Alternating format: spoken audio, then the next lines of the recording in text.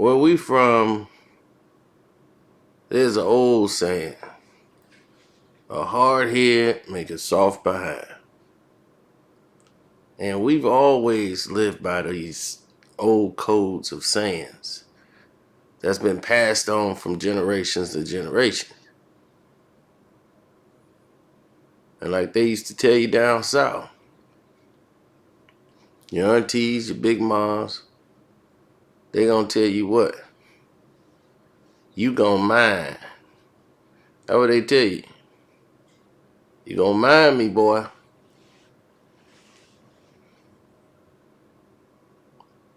You gonna mind. That was how they treated each other every day. That was the formula. That was the format. Every day. That was the narrative. You gonna mind.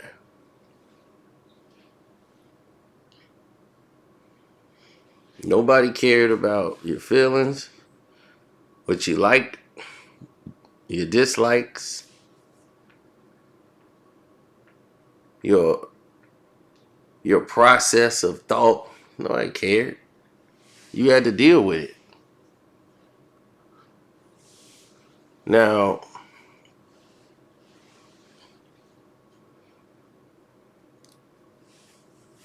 when you get hard-headed and think you could do whatever in the world it is that you want to do,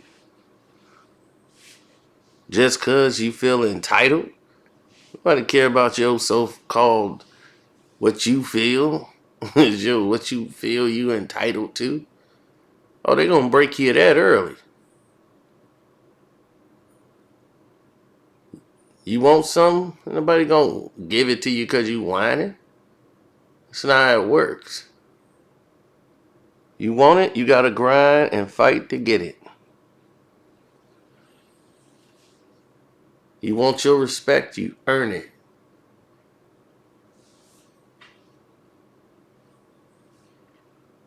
So we knew right away that even without someone telling you, these were life lessons. When they say, hey, hard head make a soft behind, they meant it. It had purpose. They wasn't saying it to be fashionable. They were saying it because it had some actual meaning to it.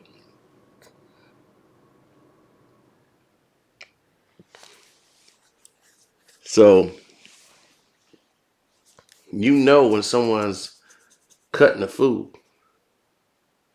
or acting up, doing anything they shouldn't be doing. You already know.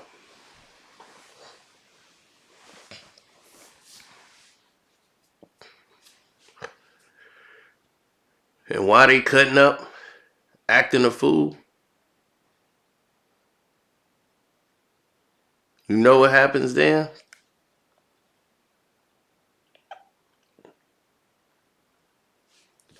They get a correction, right? They get a soft behind.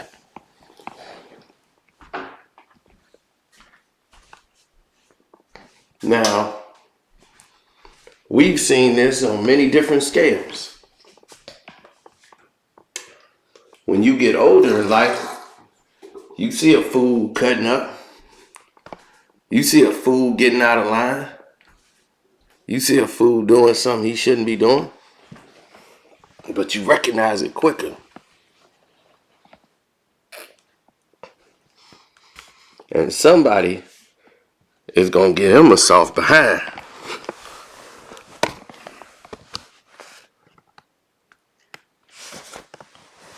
It's just a matter of time. Of the who, the why, and the when. But it's coming. Rest assured, it's coming. So that's the difference with the narratives and all the sensationalism you see from everybody else.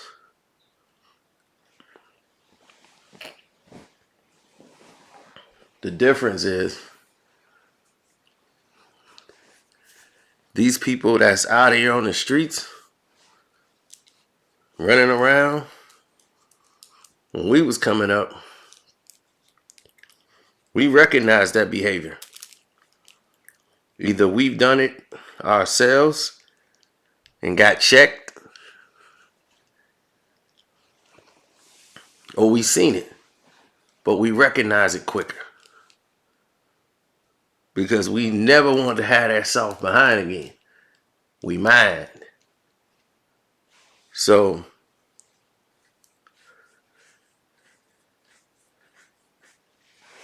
what you do is you pay attention to the signs. The signs is always there. It's up for you to pay attention to them. Now, my homeboy from high school, he was a hustler like me. We could hustle. We grind every day. That was my homeboy. But he wasn't from my hood. He could disappear without a trace. And I probably wouldn't be able to find out where he was at or where he went to. But when we was at the school, it's my right-hand man. He'd be there on my side the whole nine.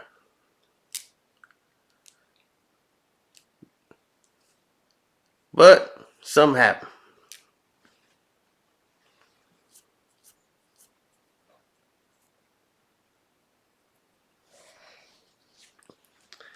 And he slipped up. In other words, he made one fatal flaw. And I saw him. He's kind of quiet. Don't say too much. Don't smile, really. Stoic. And he had one chink in his armor one day. And I saw it. And I recognized it. And I said, I understand this guy now. He's hiding himself. He's waiting for a big score. And once he see it, then he strikes. And he doesn't really learn. He's not my friend. He's only cool with me because I help him make money. Like, we can hustle together. Hustle don't mean sell drugs, people. We weren't selling drugs. We basically were gambling. I turned an entire lunchroom into a casino in high school. I was ingenious. So, I think it's on one of my hood stories. You probably heard about it. But, like they said, hard heads make soft behinds. Now, we get to college. He go to the same college as me. Except for, I don't see him the whole first year. The second year, he comes in and he's got a homeboy with him that would have been me. They got on matching Nike suits with brand new Air Jordans. He had an Eddie Bauer zip-up bag. And I'm quite sure I've told you this story as well, too. In that bag is a whole bunch of drugs now. And some money and a firearm. And he's like, man, this is you. I know you can get this off. I know you. So I know this is nothing. And I'm like, man, I already know what's going to happen if I take this. If I take this, I know I could sell everything. I could sell all that in probably one day. But now there's people in my neighborhood that's probably been selling their entire life. And who am I going to sell to but those people? Everybody in my hood knows where I live. Now I've brought danger to my household. In 3 to 4 years, I will be in jail or dead. And I'm either going to be killed by somebody from my own neighborhood that I grew up with who feels their position is being threatened, or you gonna kill me. And I've already foreseen that you would be the one to shoot me in the back.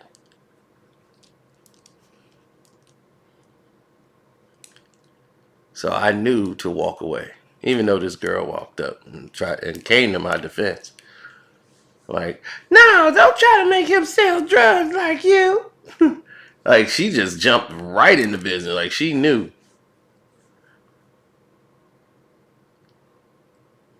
And it's funny because we knew her from high school. Like, I knew her more than he knew her.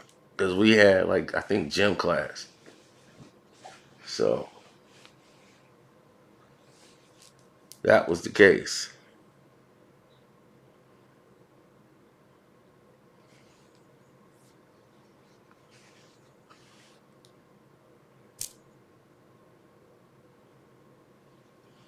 Now,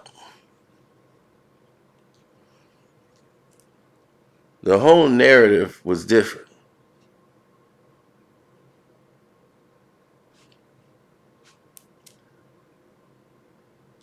He ended up learning a very hard lesson.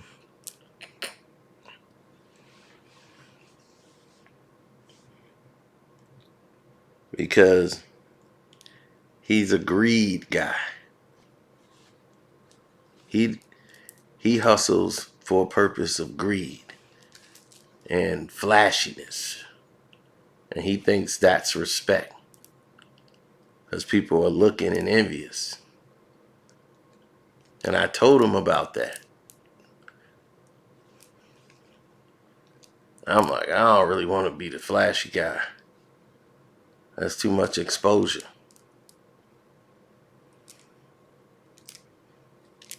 I didn't want to have people on my head that I got to look over my shoulder for the rest of my life. Because that hard head make a soft behind.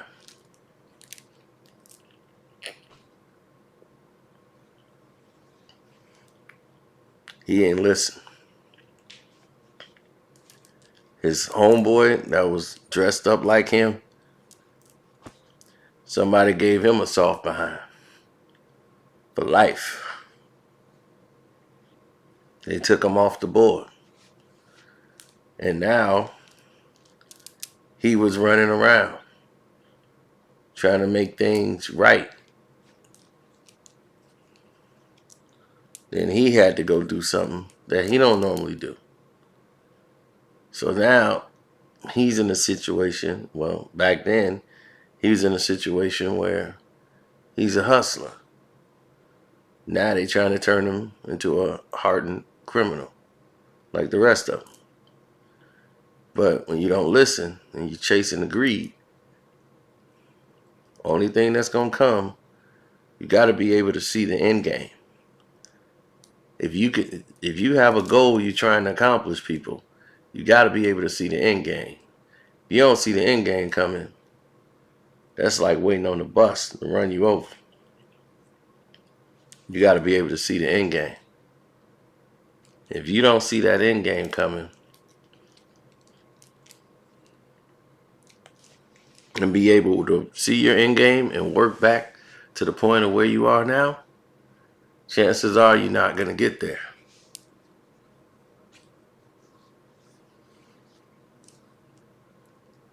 Now,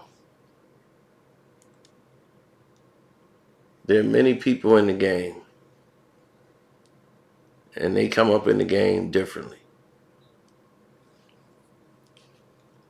They don't listen, or they never got those words. They didn't have a big mom. They ain't have a a brother or an uncle that'll get you right.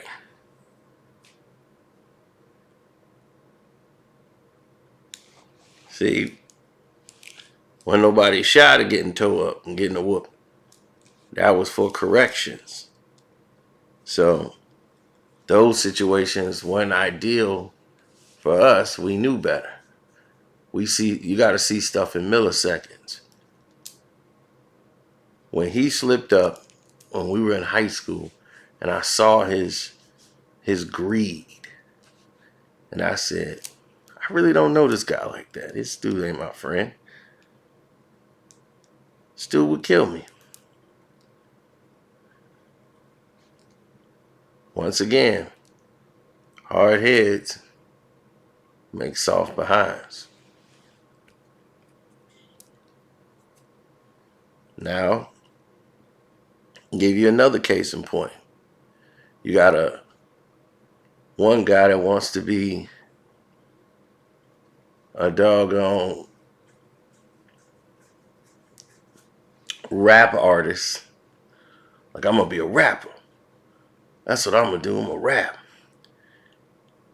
Then, on his way to being a rapper, he's trying to go to the studio, send records in to the record company, all the majors. He's writing them down in New York, sending them to the A&Rs. And while you're recording all your hard work and everything that you recorded in a bathroom, because you don't have any studio time, he gets a talent show audition, right? Like one of those star show programs, right? Sponsored by whatever radio station.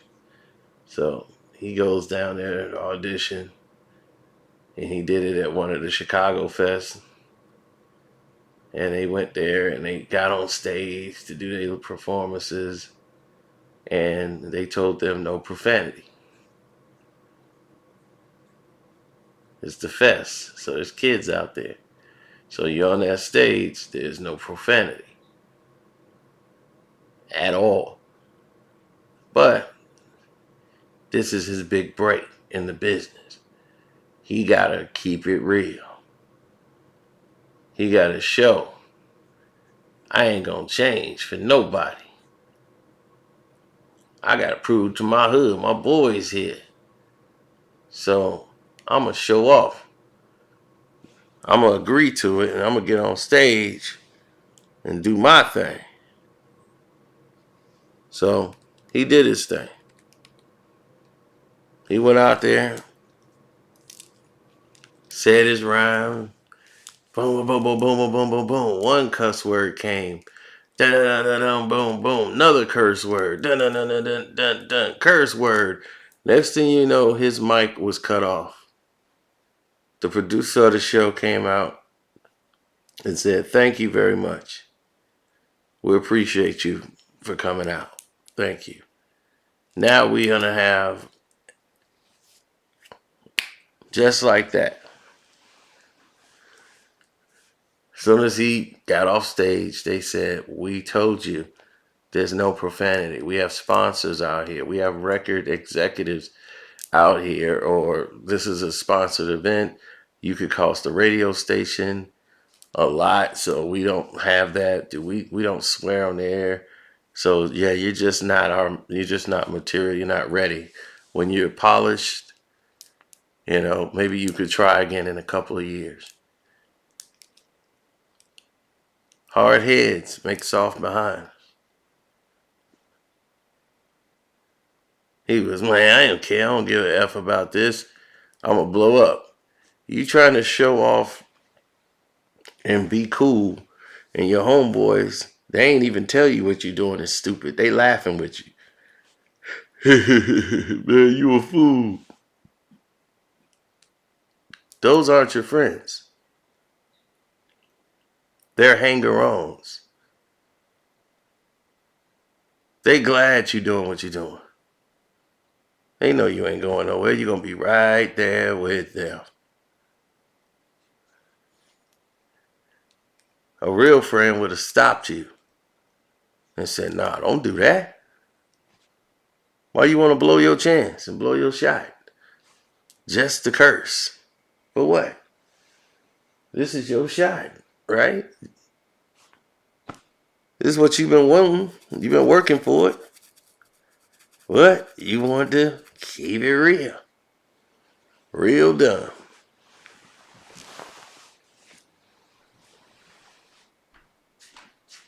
There's no surprise.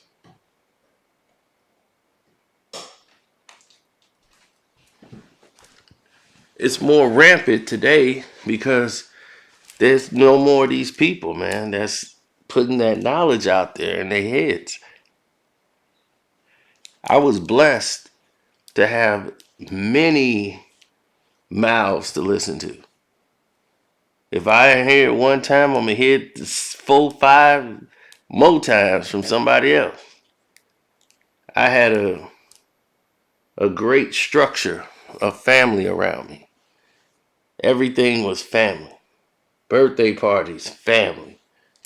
Everything. It was always family around. So that's how we moved. Wasn't too many outsiders.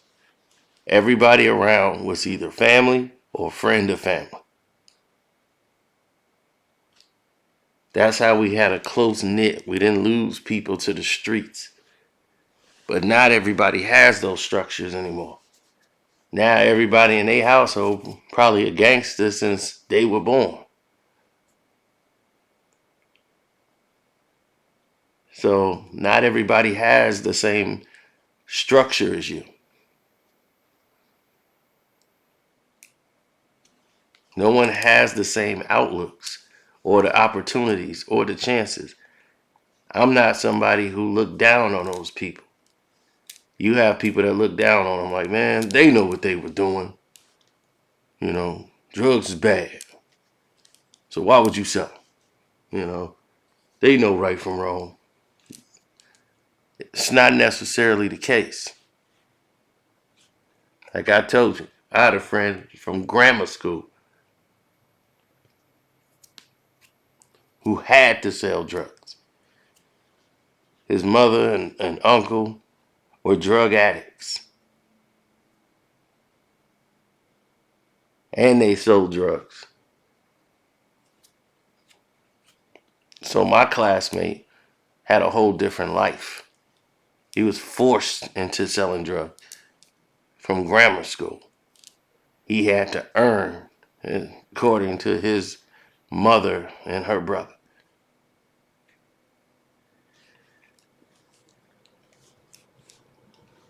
So from 8th grade, 7th and 8th grade, they got him selling weed.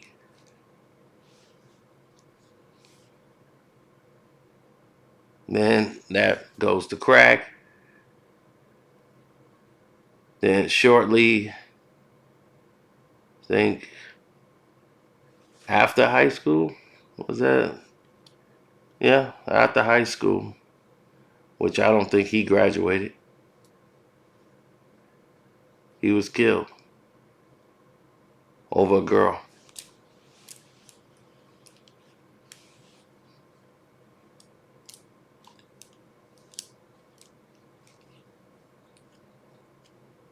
Now,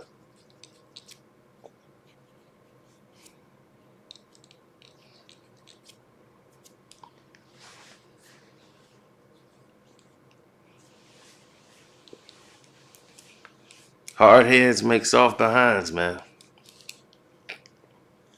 And because you in a pit of rage, sometimes you're blinded by it and you can't see. That's why the calmer man always normally has an advantage.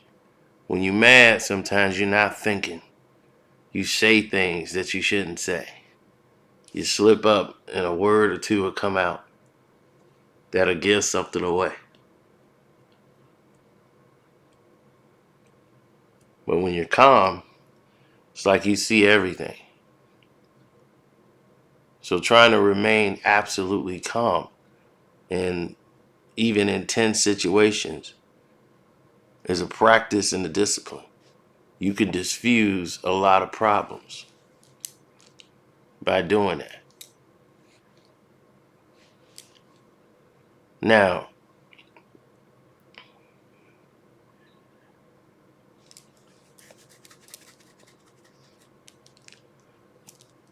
case in point,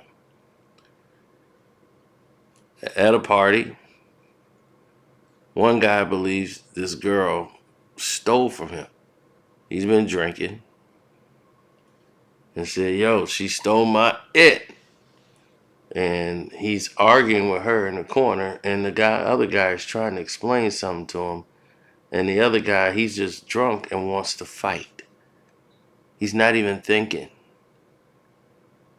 Your friend is here with his girlfriend, which is probably his wife. They're there. And while they're there together, they're dressed like they're on a date night. They're playing darts at the party and whatever. They're there to have a good time. And you came in there to get drunk. And you're the third wheel, hanging out with your boy while he's out with his girl. So they're trying to calm you down. You don't realize that that girl that came in there, whatever she is, one, she's a junkie. You could tell that she uses drugs. And the people that hang with her are drug addicts. And they're probably sharing needles, doing all kind of drugs. And they look like the night of the living dead. These are the people that start their day at like 3 in the morning. You don't want to like run into these people. And why are you starting an argument with one of them? And it's like Night of the Living Dead or The Walking Dead or whatever. They just multiplying around you.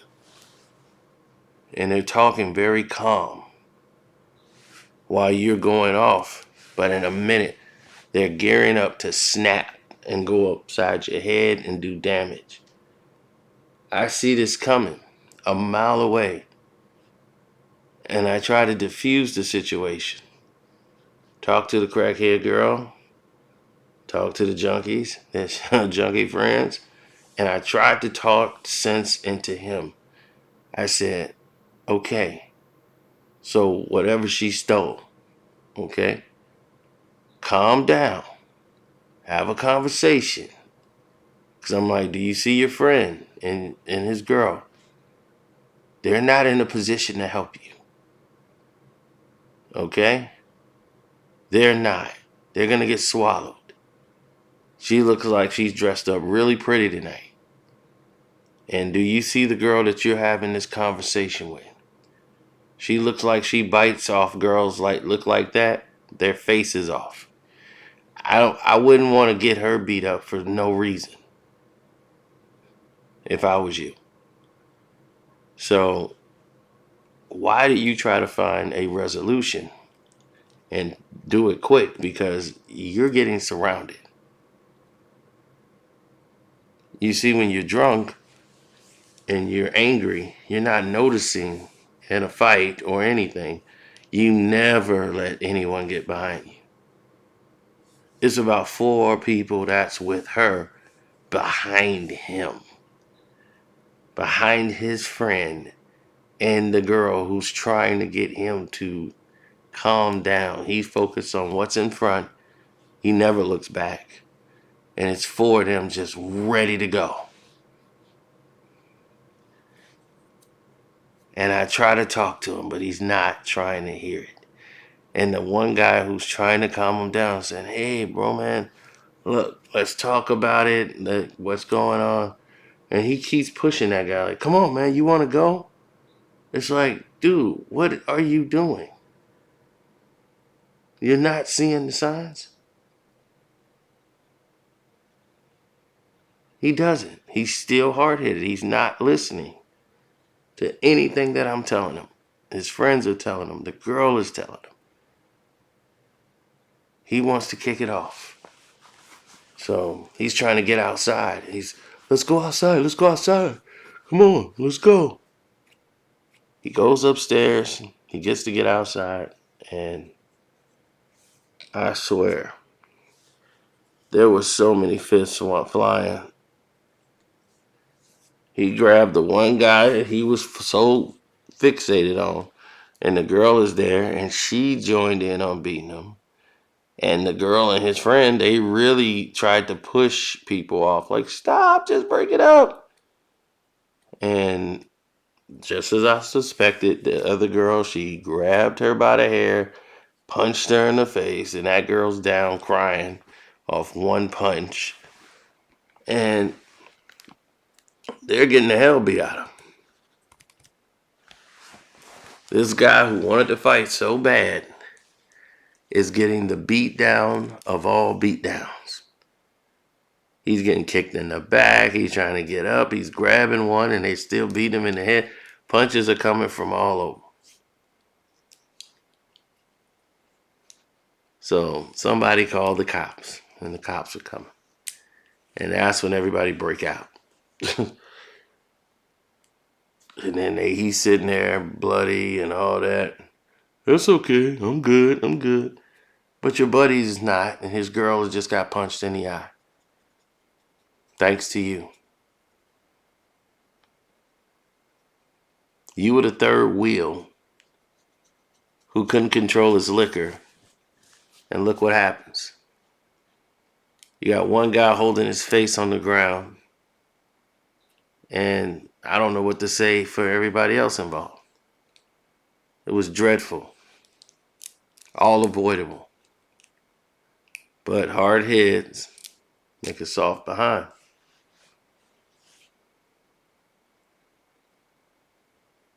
And people think like it happens right away. It don't. Case in point. Professional athlete. He out. He goes to the jewelry store and buys. Oh, that's good for him. And buys a what was it? It's like a diamond necklace thing. A bracelet that is like a handcuff. It's made of diamonds. It goes around and it's got a little piece that's hanging. Just all pure diamonds, and I don't know how many cuts. And I don't know why he would wear that, but that was it. He had a ring that went with it, and his watch cost about $200,000 or whatever. Now, he's got that on, and he's got a necklace on that's worth about gotta be about 500,000 or more around his neck, and decides to go to a nightclub with his security, and he's gonna party it up. In this nightclub, normally they host a lot of, rappers and entertainers and athletes at this club. And it's normally low key. It's a place where they can come and, have fun. So the professional athlete decided to get loud, got on a white tank top with a white tee over that. He stands up on the table, the little table that they got, and pops a bottle and starts throwing the bottle, champagne and all that, like he was Diddy. So while he's doing all this, in this place is normally, players and everything else. Now, this professional athlete was feeling himself. So he was having a ball. He took pictures with the owner, um, some other people there that was with him. It's a very, chilled environment where it's people in there who got money. It's a few people in there who don't, but mostly people with money. And one teammate told him that that wasn't a good idea for him to wild out like that in the clubs. You did it one time, get it out your system. He decides, that guy's just jealous of me because I got this and he don't. He don't know how to spend his money. He got on played out gold. Gold is played out. You got to get platinum. If it ain't diamonds, it's got to be platinum. Gold is play. That was his mentality. Where'd that get him? Glad you asked. 2 years later, he's flicking it up in a club. Someone follows him home and robs him in his own house.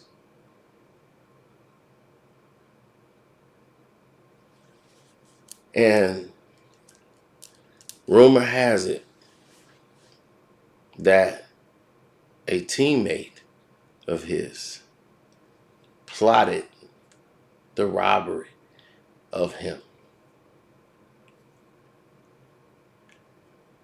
His teammate.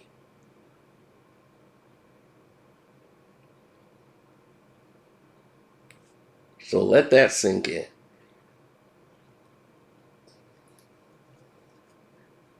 That a teammate of yours would set you up to be robbed.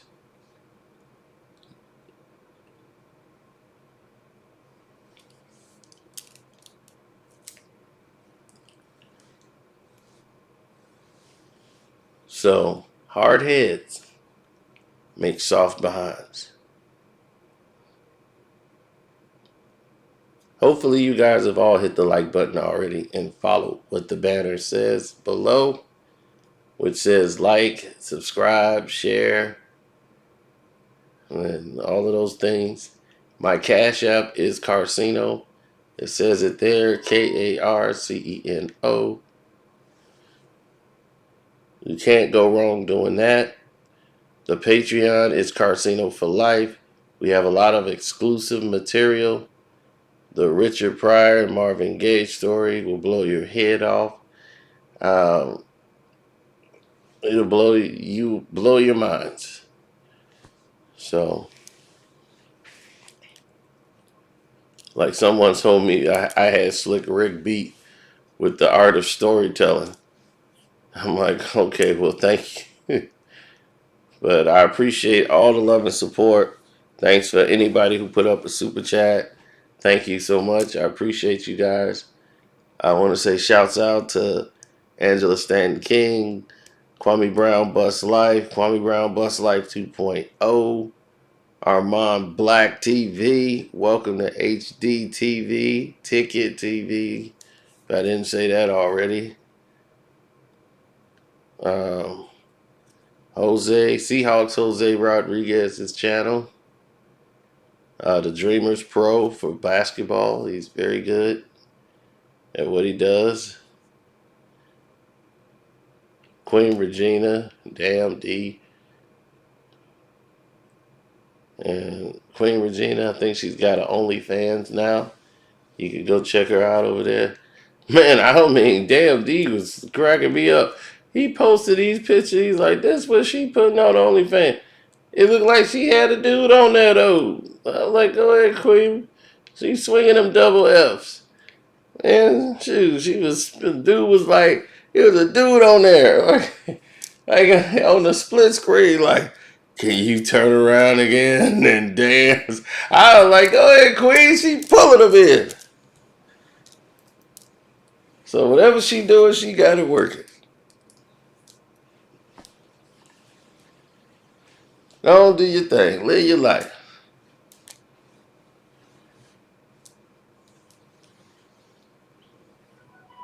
When people, nah, I don't worry about everybody else. I only worry about the positive and dealing with the people that's trying to move forward. I ain't looking backwards. I'm looking forward. So, ears to the street. Shouts out to ears. And I'm out like a scout on a new route. Deuces.